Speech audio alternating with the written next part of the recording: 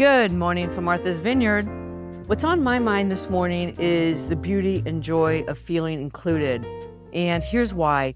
Yesterday, I was recording an episode about my experience here on Martha's Vineyard, and I got super emotional and I nixed the whole thing. But I've been noodling ever since what it was that triggered that emotion. I started thinking about a recent episode called The Prisms of Our Wounds and how we experience things through past experiences that wounded us. And without going into my wound in this particular case, I remembered a great story. And it was when I was in Italy. I was just turning 40 years old and I got divorced. Now, I had been in a long-term relationship and married for 14 years. And I found myself starting a new life. I had a new apartment in Milan. It was beautifully decorated. And I felt this exuberant sense of freedom and positive expectation. On Sundays, I felt this crippling sense of isolation and loneliness. Back in those days, Sunday was a family day, and families came together for lunch or dinner, and I found myself alone. I decided that instead of waiting to be invited, I would be the one that invited everyone into my home.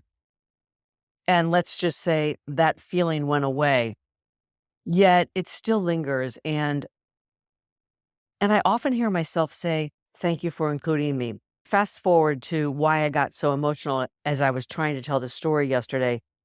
And here I am on the vineyard. I'm privileged and delighted to be.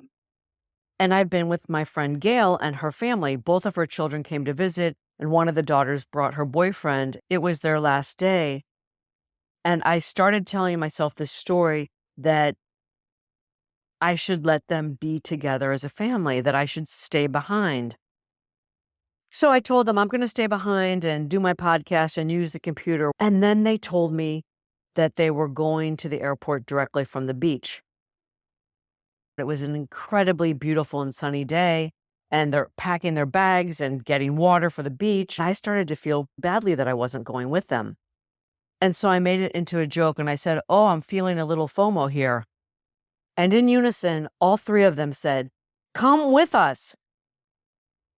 And I just felt this incredible sense of joy. And I ran upstairs. I threw my swimsuit on and off we went. The end of the story is just basically that we had the absolute best day ever.